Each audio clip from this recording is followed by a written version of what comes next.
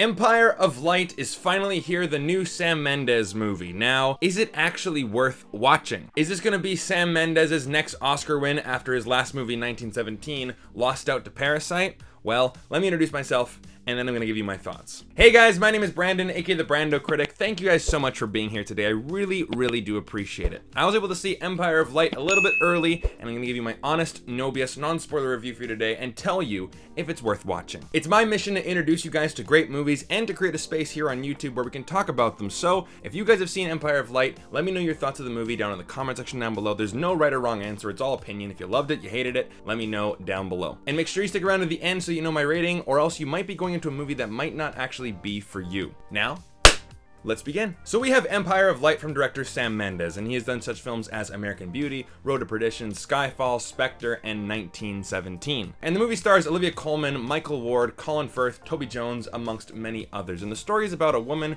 who works at a movie theater, but she's rather depressed and she's suffering with mental issues. But she falls in love with one of her co-workers who's much younger than her, and the whole story takes place on the coast of England in the 1980s at the Empire Theater. So what are my thoughts on the movie? Well, I'll tell you guys right now that Sam Mendes is one of my favorite directors. He has directed American Beauty, amazing movie. Road to Perdition was very good. I love Skyfall, one of my favorite James Bond movies. Spectre, not the best script, but it was well directed, and 1917 was one of the best movie experiences I've ever had in a movie theater. Ever. That movie still floors me to this day. I love the guy. So when I heard that this movie was going to be directed by him, I was very eager to see it. And this is a very well-made movie. It's very well directed, very well shot. Roger Deakins is back as cinematographer, so of course that guy can do no wrong. It's well acted, it's well paced, the production design is really great. This movie is very well made, and it gets an A+ on the film school report card. However, I've said this many times before, you can give a movie an A+ on a report card, but it might be hard to recommend it. So if I'm being completely honest, if someone comes up to me today and says, hey Brandon, Friday night I'm going to the movie theater,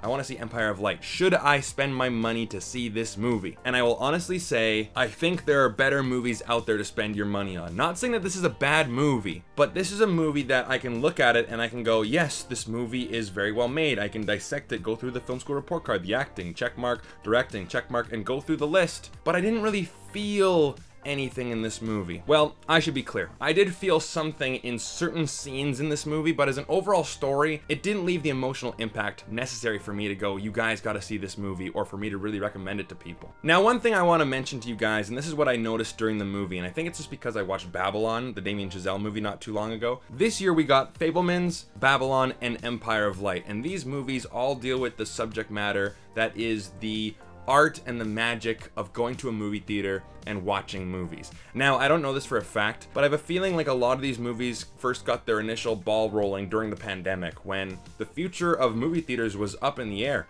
Did we think that we're just going to close them all down? Is everything just going to be streaming now? Is Netflix, Disney Plus, Amazon Prime, whatever the case may be, going to be the way that you watch movies? Who knows? So we have these directors, we have Damien Chazelle, Steven Spielberg, and now Sam Mendes making movies about the art and the love of movie making. And when the film tackles that subject matter, I think it's when it's at its strongest, but they really don't focus on it very much. But those are the scenes that really hit me. Like, for example, one of the earlier scenes in the movie is when Hillary, Olivia Colman's character, is taking Steven, the new recruit, Micheal Ward's character, into the not allowed for public section of the movie theater. And it was like this other cinema. It was another screen. It was like this little restaurant. And it was all abandoned. And it was basically a peek into the past of a bygone era. Now, I don't know if you guys know this phenomenon. I know it has a term. You guys can let me know down in the comment section what this term is. Say if you go to like a house party in someone's basement and it's packed full of people, everyone's drinking, playing beer pong, having a great time, and then you go back the next day and it's all cleaned and it's just dead quiet.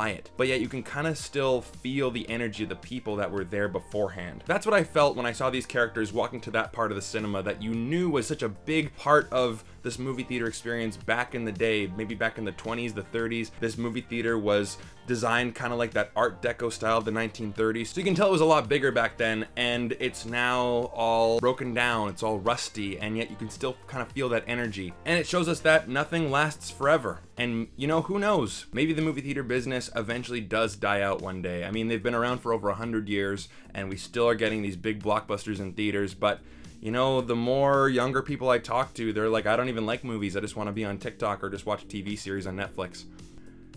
You know, who knows? Who knows? Which leads me into the scenes where they're talking about a projector and how it works. And a lot of these scenes, you know, they hit home to me because as a movie fan, I love talking about the magic of movies. And Toby Jones was talking about how, yes, a film strip is just a bunch of pictures with black lines in between. But a beam of light projects it onto a screen and you see the film being run at 24 frames per second. You don't even notice those black lines.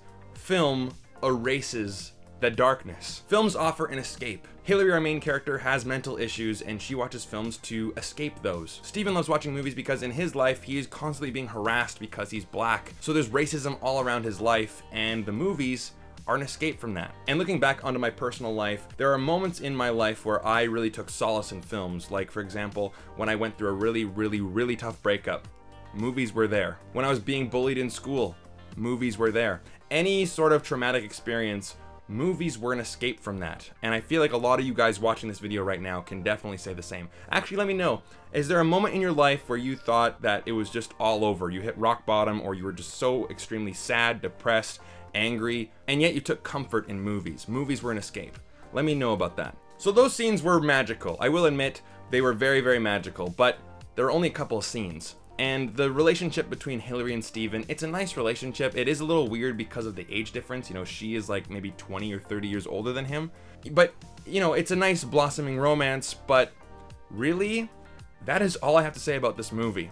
It's a nice movie, sure, but it's kind of like eating white bread or drinking lukewarm water. It's not bad for you. And in fact, in certain situations, they can be good. If you're starving or if you're very thirsty and all you can have are those things, then sure, it's great, but it's a little mundane. It lacks that excitement. It lacks that real emotional connection with the audience. At least it did for me. So for my overall rating, I'm gonna give this movie a 3 out of 5. So now you know my thoughts on Empire of Light, but that still leaves you with one problem. Like I said earlier, there's not enough of an emotional connection for me to really recommend this movie, but there is a Sam Mendes movie that I can recommend to you guys, and that is American Beauty. Now, luckily enough, I do have a review for that movie on this channel as well. So stick around to the end screen and you can click the video right there so you can know my thoughts on American Beauty. So thanks guys so much for sticking with me to the end of the video. I really do appreciate it. If you guys want to watch more videos just like this, then definitely hit that subscribe button. And if you want to support the channel, then consider joining my Patreon page. The link is down below in the description. I give you guys movies every single month and we watch movies every single month. It's a ton of fun. It's a great community. Hopefully I will see you guys there. Thank you so much for watching and I'll see you guys in that next video. American Beauty right there. Click on it. I'll see you there. Bye-bye.